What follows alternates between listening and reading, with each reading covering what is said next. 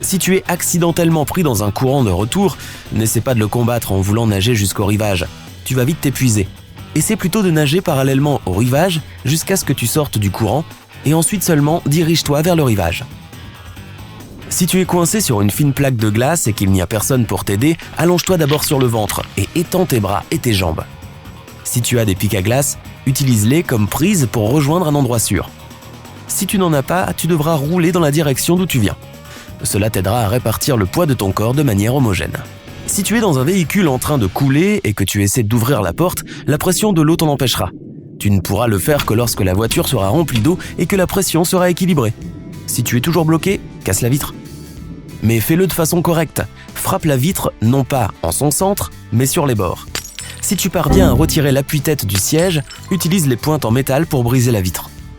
Les appuis-têtes sont différents selon le modèle de voiture, alors assure-toi de savoir comment les retirer dans la tienne. Si quelqu'un te retient contre ton gré et que tes mains sont attachées par un serre-câble, commence par défaire tes lacets. Glisse l'un d'entre eux dans la boucle du serre-câble, puis fixe-le solidement à l'autre lacet. Maintenant, en gardant tes mains près de ta poitrine, donne un coup de pied des deux jambes comme si tu faisais du vélo. La friction créée par ces mouvements devrait faire claquer le serre-câble. Si tu entends une annonce d'évacuation d'urgence à bord d'un avion et que les sorties de secours sont signalées, assure-toi de compter le nombre de rangées qu'il te faudra passer pour atteindre la plus proche. Si l'avion se remplit de fumée ou qu'il n'y a pas de lumière pendant l'évacuation, tu pourras alors compter le nombre d'appuis-têtes jusqu'à la sortie. Ton décompte planifié à l'avance pourra également aider d'autres personnes à sortir. D'après Houdini, j'espère que tu n'auras jamais besoin de faire cette expérience, mais il est toujours bon de savoir comment s'en sortir. Utilise n'importe quel type de fil de fer, même des trombones et des épingles à cheveux feront l'affaire. Mets l'extrémité du fil dans le trou du cadenas et plie-le avec un angle droit. Puis tire un peu et plie-le dans l'autre sens. Ensuite, enfonce-le dans le trou du cadenas jusqu'au bout en suivant tous les mouvements de la serrure. Bouge-le un peu et les menottes finiront par s'ouvrir. Fais-moi confiance, ça marche. Comment je peux connaître un truc pareil ? C'est une bonne question. Si tu as repéré un requin dans l'eau, cela ne veut pas dire qu'il va t'attaquer. S'il passe au loin, en ligne droite, tu as tout le temps pour t'enfuir calmement vers la plage. Mais ne commence pas à paniquer et va tout droit. Si le requin se dirige vers toi en zigzag, tu sais que tu as des ennuis, mais tu peux quand même te défendre. Les points faibles de la tête du requin sont ses branchies et ses yeux. La plupart des requins n'essaieront pas de t'attaquer, ils nageront simplement pour s'éloigner. Mais ça mord vraiment, c'est clair. Parlons de cette espèce animale qu'on appelle l'ours. D'abord, ne provoque jamais un ours. Normalement, s'ils ne sont pas affamés après une longue sieste hivernale, ils ne voient pas spontanément les humains comme une proie. Mais si tu cours, tu leur fais savoir que tu es de la nourriture. Déplace-toi lentement et laisse toujours une issue de secours à l'ours. Essaie de paraître plus grand que tu ne l'es. Étends ta veste, mets-toi sur la pointe des pieds, mais ne sois pas agressif. Fais simplement croire à l'ours qu'il vaut mieux qu'il s'occupe de ses propres affaires. Si tu appelles un service d'urgence, donne-lui d'abord ton adresse. Ce n'est qu'après cela que tu dois expliquer la raison de ton appel. Dans ce cas, même si quelque chose ou quelqu'un te force à mettre fin à la conversation, l'opérateur saura déjà où envoyer l'aide. Si tu es désorienté après avoir plongé et que tu ne sais pas dans quelle direction nager pour remonter à la surface, expire. Les bulles commenceront à monter et tout ce que tu auras à faire, c'est de les suivre. Toute égratignure ou morsure reçue d'un animal sauvage peut provoquer la rage. Dans les 10 à 15 minutes qui suivent l'accident, il faut laver la plaie en profondeur et te précipiter à l'hôpital. Chaque heure suivante diminue tes chances de survie. Si tu traverses la route et que tu vois un reflet de soleil brillant sur le pare-brise de la voiture qui arrive, il y a de fortes chances que le conducteur ne te voie pas.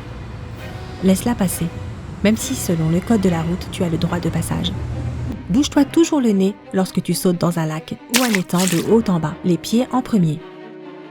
L'eau pourrait regorger d'organismes unicellulaires dangereux et le plus horrifiant d'entre eux est ce qu'on appelle la mangeuse de cerveau. Si tu ne te bouges pas le nez, cette amibe peut pénétrer dans ta cavité nasale avec un puissant jet d'eau. Elle peut ensuite atteindre ton cerveau et comme tu peux le deviner d'après son nom, cela ne finira pas bien.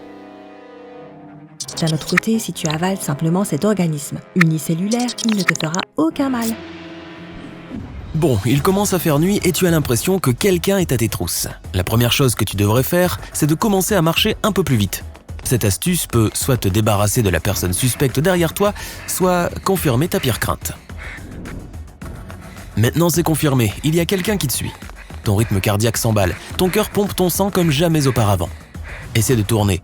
3 ou 4 virages à droite suffisent pour te ramener à ta position de départ. Ce petit jeu aura 2 effets. D'abord, tu auras une chance de disparaître, surtout si tu connais bien le quartier. Ensuite, tu confirmeras une fois de plus que cette personne est bien après toi. Tente de tourner en réfléchissant bien. Dès que tu fais un virage dans une rue, commence à courir pour que ton harceleur te perde de vue. Ne fais pas cela si tu ne connais pas bien le quartier, les chances ne seraient pas de ton côté. En effet, le risque de te perdre, ou pire, de te retrouver dans une impasse, serait plus grand. Tu pourrais avoir de la chance et rencontrer quelqu'un que tu connais dans la rue, comme ton voisin costaud avec ce Rottweiler dont tu as un peu peur. S'il y a des gens qui passent, même si tu ne les as jamais vus auparavant, dis simplement à voix haute « Salut toi !» En gros, fais comme si vous étiez amis.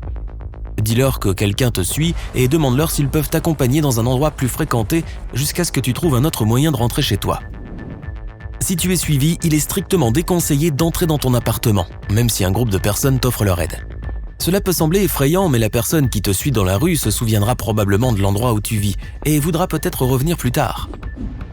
Mais considérons que tu n'as pas de chance. La rue est déserte, il n'y a que toi et cette personne flippante derrière. Assure-toi que tes vêtements jouent en ta faveur. Si tu portes un sweatshirt à capuche, mets la capuche dans le dos de ta veste pour la cacher. Si tes cheveux sont attachés en queue de cheval ou relevés en chignon, laisse-les tomber pendant que tu marches. Il sera plus difficile pour la personne qui te suit de saisir toute ta chevelure ou de tirer sur tes vêtements si elle n'a plus rien à quoi s'accrocher. Tes vêtements et tes chaussures peuvent en fait t'aider à t'échapper si un étranger t'attrape. Tu peux ainsi essayer de te défaire d'une veste en espérant que tu aies une fermeture éclair sur le devant. Les chaussures à talons hauts peuvent se transformer en une arme redoutable. L'une des techniques les plus efficaces pour se sauver quand on est attaqué est le coup de pied. Frappe de toutes tes forces sur le pied de ton harceleur. Cela peut sembler brutal, mais cela va certainement porter son attention sur des problèmes plus immédiats. Les chaussures plates fonctionneront aussi, mais elles sont évidemment moins efficaces. Il faut que tu te débarrasses de cet étranger. Si tu n'es pas loin de la rue passante que tu viens de quitter, tu peux faire semblant d'avoir oublié quelque chose. Fouille tes poches. Fais comme si tu cherchais quelque chose. Dis à haute voix « Ah zut, où est mon portefeuille ?» Ne cherche pas ton téléphone, l'étranger va penser que tu ne l'as pas, ce qui lui permettra de t'attraper plus facilement. Ne dis pas non plus que tu as perdu tes clés, elles te seront utiles plus tard. Maintenant, accélère encore plus dans la direction opposée. Ton harceleur sera moins enclin à poursuivre une personne qui court vers une route très fréquentée. Bonus, c'est sans doute ton portefeuille qu'il cherchait, pas toi. Il est peu probable qu'il poursuive quelqu'un qui n'a pas d'argent. Tu commences à avoir faim, mais tu n'as rien pour allumer un feu. Vide tes poches, il y a peut-être quelque chose là-dedans que tu pourras utiliser comme allume-feu de fortune.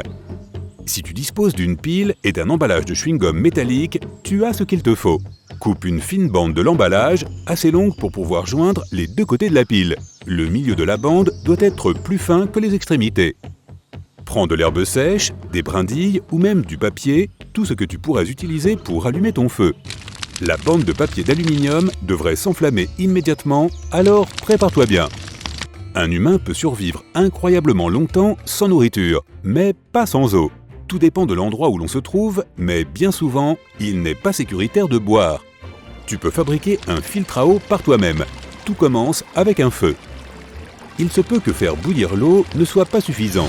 Alors dès que les cendres de ton feu sont refroidies, tu dois les réduire en poudre. N'utilise pas n'importe quelle cendre trouvée au hasard dans la forêt. Il se peut qu'il y ait du plastique fondu dessus ou autre chose du genre. Il te faut ensuite une bouteille en plastique. Coupe le fond et perce un petit trou dans le bouchon. Retourne-la, mets-y environ 5 cm de charbon de bois et verse l'eau bouillie dans la bouteille, tout doucement. Les gouttes sont prêtes à être bues. Si tu trouves des morceaux de cendre dans l'eau, enroule un morceau de tissu propre autour du bouchon pour une filtration supplémentaire.